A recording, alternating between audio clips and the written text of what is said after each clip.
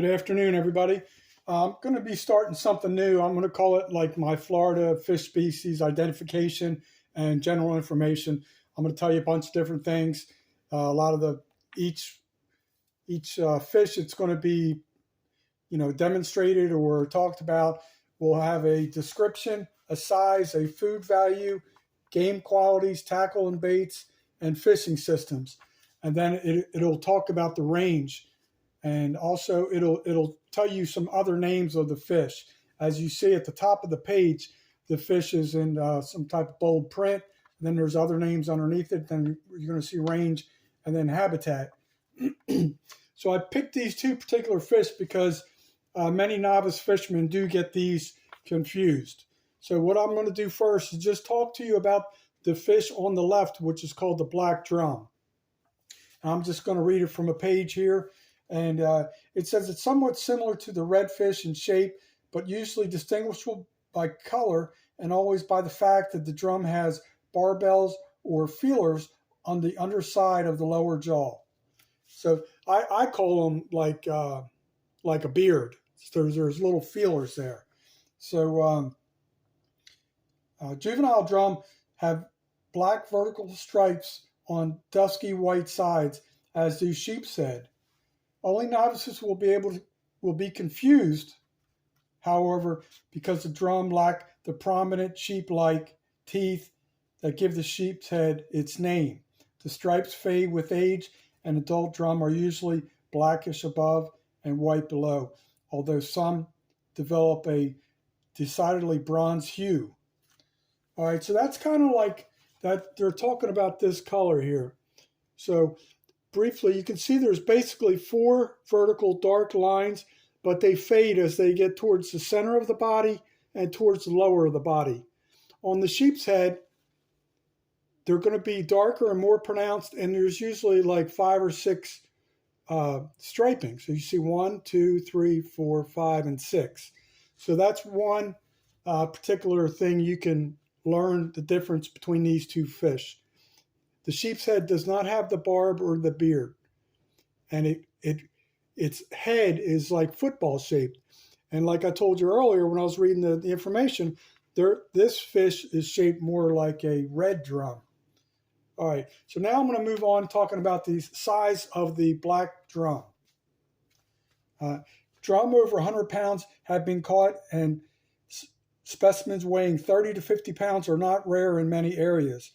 Striped juveniles generally weigh between 1 and 15 pounds. The world record is 113 pounds, 1 ounce. The Florida record is 96 pounds. This is another great reason I love this book. I'm going to be talking about this book a little bit later. It's no longer in publication. I was dying to get this. I'm so happy I got a used copy that was in very good condition, and I'm going to tell you more about that moving forward. But they're talking about the food value now of the black drum. Drum to about 6 or 8 pounds are as tasty as redfish. Larger ones become more coarse.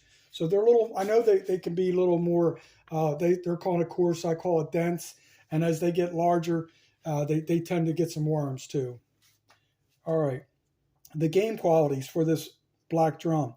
They're strong, bullish fight, but not so tough as the redfish size for size. So like I said, you feel like you have a log on there. I mean, they're going to fight, but they're not going to be jumping and doing all kinds of crazy stuff. But they're going to definitely give you a pretty good tug. Now the tackle and baits. Surf tackle and saltwater boat rods are used when targeting big fish, but even the lunkers can be caught rather easily on spinning reel tackle with a bit of patience. Fly fishing is a challenge. A sort of crustacean form of shrimp to cut blue crabs to whole small crabs makes fine bait for the drum. Cutfish and squid work fairly well. Drum are not avid lure chasers, but can be taken slowly on work jigs in deep water and by carefully presenting streamer flies and jigs on the flats. So that's pretty much almost everything about that. It says the fishing systems, basically still fishing and casting. So that's what they're talking about there. So as far as the other names, they just go by drum and striped drum. And the range in it just for the black drum, it's all Florida coasts.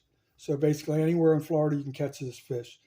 And the habitat, surf and estuarine areas, most consistently productive fisheries for big drum are found in St. Mary's River estuary of the northeast coast, the Indian River, Tampa Bay, and Suwannee River estuary. Like redfish, small drum forage along shell bar shorelines on shallow flats. Big fish stick mostly inside channels and surf. Okay. So that's the information about the black drum. I hope you can see this fairly well on with my phone here. Now we're going to get talking about the sheepshead. I know a lot of people do get this mixed up. I know in the Midwest they have a fish called sheephead, and I've never caught one. I've never seen one in person, but it's my understanding that they're a little bit of like a trash fish. Correct me if I'm wrong, but I know I've seen and heard some videos where people will eat them, but I've heard a lot of people say it's not highly desired. Okay, the one thing about the sheepshead here is the last time I checked, I haven't checked recently, but it's the minimum length in Florida to keep these is 12 inches. So the bad thing about this fish, they have a very big, large rib cage. So if you keep one right at the minimum size of like 12 inches or whatever, you're not going to get a very big fillet. You're pretty much going to get that. That's about it on both sides. So it's recommended to not really keep them until they're larger size. I think they reduced the quantities on how many you can keep recent years. I don't have the regulations in front of me because things are always changing, and there was new regulations that came out July 1st. But I'm going to get talking about this fish real quick. They also call this the convict fish because it looks like a prisoner. Like you can see, it has the pronounced stripes, and some people call it the bait stealer. I've never really heard. I know they do that. I've never heard anybody call it as such, but as identifying it as that name. But the range is all over Florida, and Florida saltwater is what I meant to say. The habitat, areas of rocky bottom from far up coastal creeks, rivers to well offshore. Loves dock and bridge pilings, artificial reefs, and many other structures where barnacles and or harbor crabs foraging for crustaceans at times on shallow soft bottom flats in the manner of redfish or bonefish.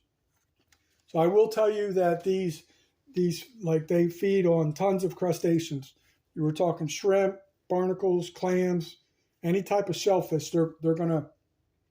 I wish I had a picture of their teeth, but their mouth, their teeth look like human-like teeth. It's very, very impressive. You definitely do not want to get your finger caught in there. It's very wise to have some long needle nose pliers, to get your hook out, or what have you. So anyway, the description: black vertical bands stand out against a dull white, gray, or yellowish background. The mouth is full of massive protruding teeth that gives the fish its name and distinguish it from the juvenile black drum. The only fish with which it is likely to be confused, spines and dorsals or anals, to be heavy and sharp. They're basically saying it can be confused with the black drum. I'm sorry, I did not read that too well. So anyway, the size, common from less than a pound up to 4 pounds, fairly plentiful at 5 to 7 pounds. Fish approaching 10 pounds and occasionally surpassing 10 are taken each year in North Florida, especially from offshore wrecks and navigation markers in late winter and spring. World record is 21 pounds, 4 ounces. Florida record, 15 pounds, 2 ounces. Now, keep in mind, I know this publication has not been released for probably at least 10 years. So when I'm telling you some of the world records and Florida records, that may have changed over time since this publication was released. But I do very much love this publication, I will make the picture of the book the thumbnail, and I'm going to move on a little bit. So for the sheepshead, for the food value, they're calling it one of the best, thanks in great part to its shellfish diet. So they're going to have a very white meat. They eat, they're eating very well is what they're telling you. So their meat consistency is going to be very well too. It's a very white meat, very tasty. Game qualities, not an aggressive strike,